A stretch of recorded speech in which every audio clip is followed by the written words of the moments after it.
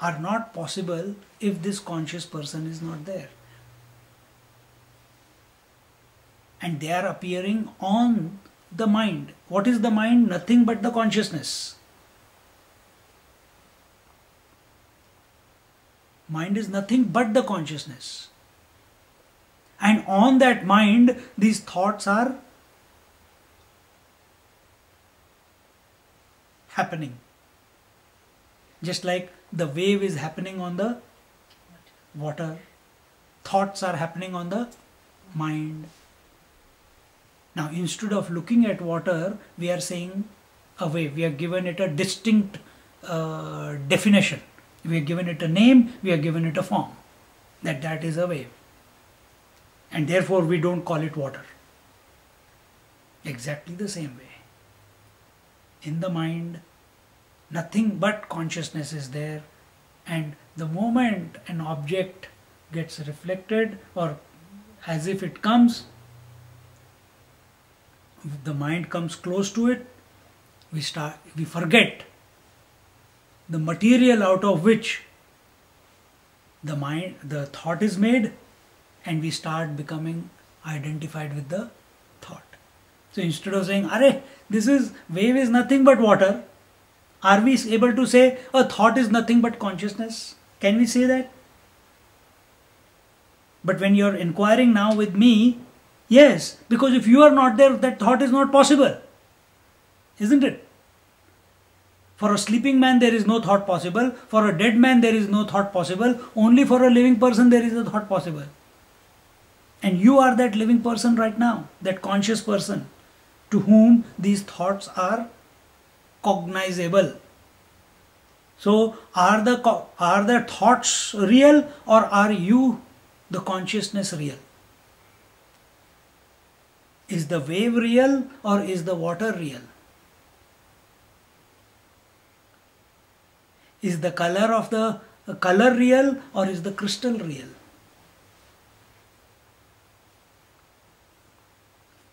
Contemplate.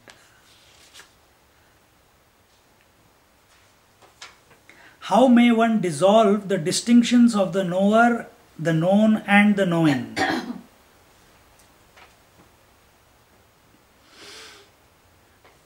ज्ञेयवस्तु परित्यागात् ज्ञानं तिष्ठति केवलं त्रिपुटी क्षीणतामेति Brahmanirvana-mrichati. In the renunciation of the objects of knowledge, only pure knowledge remains. The trio of the knower, the known, and the knowledge disappears, and thereafter one comes to the experience of Brahman as objectless awareness. When I am Brahman is not known, what is imagined to be other than oneself? So this is how the delusion comes about. First step, I do not recognize myself as the reality, and automatically the moment I say that I am not, immediately ignorance has taken place, isn't it? So that when I am not recognizing myself as myself, when I am not recognizing water as water, what happens? I call the water as wave. So now take it personally, subjectively. When I do not recognize myself as the self, then what happens? The ignorance comes about. And that ignorance expresses as, first, I exist. This sentence is not necessary that I exist. But this ignorance is making you what? I exist as this form which is separate from the rest of the world. This is the expression of the ignorance. And on this existence is superimposed a variety of names and forms. So first an individuality is created, Now you can take it at microcosmic level or macrocosmic level.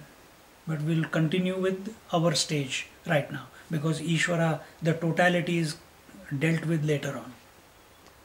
So first I create an identity for myself that I exist, and then as a result of this all the names and forms are reflected on the mind, and due to ignorance and superimposition, one starts considering oneself as other than the world and starts etching out a peculiar identity for himself or herself while living in this world. But what was the reality? That I am. That's it. I am that reality. I am that infinite reality. But out of ignorance, this has come about. So, when I know that I am of the nature of Chit, and Chitta becomes, and the Chitta becomes Chit devoid of upadhis. So when we do the previous shloka, what was told, when we remove the takar, when we remove the thatness, and we don't even have to, you have to just understand. It is a click. When you understand that I am not the mind, I am the consciousness.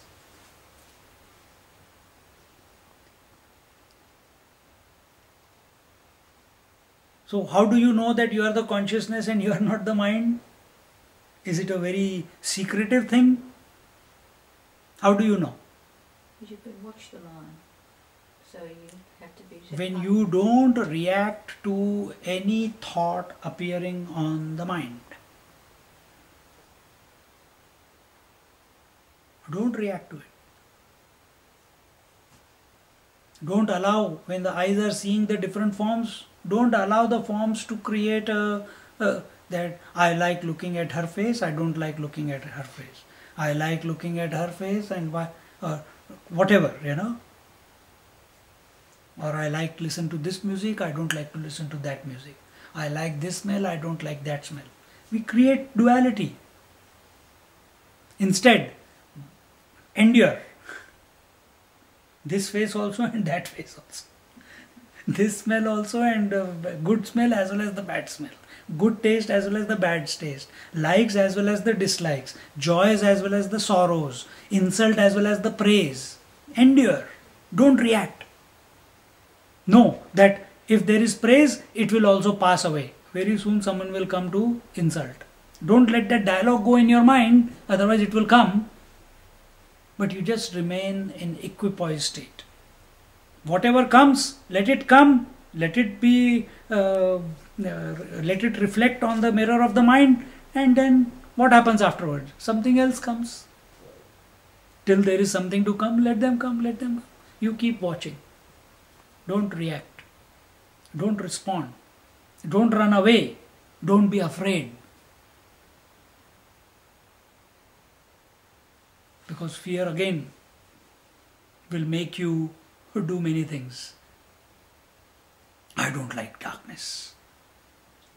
There is nothing to, I think I am losing my memory. I think, what is happening to me? What is happening to me? Fear. Nothing to fear about. Take the fear by its horns. Okay, what are you? Let me see. How far can you go? You just watch. The fear is of the mind. You are beyond fear. The jealousies of the mind, the envies of the mind, the arrogances of the mind, the memories of the mind, the hypocrisies of the mind, the seeking is of the mind, the liberation is for the mind, not for you who's watching the mind.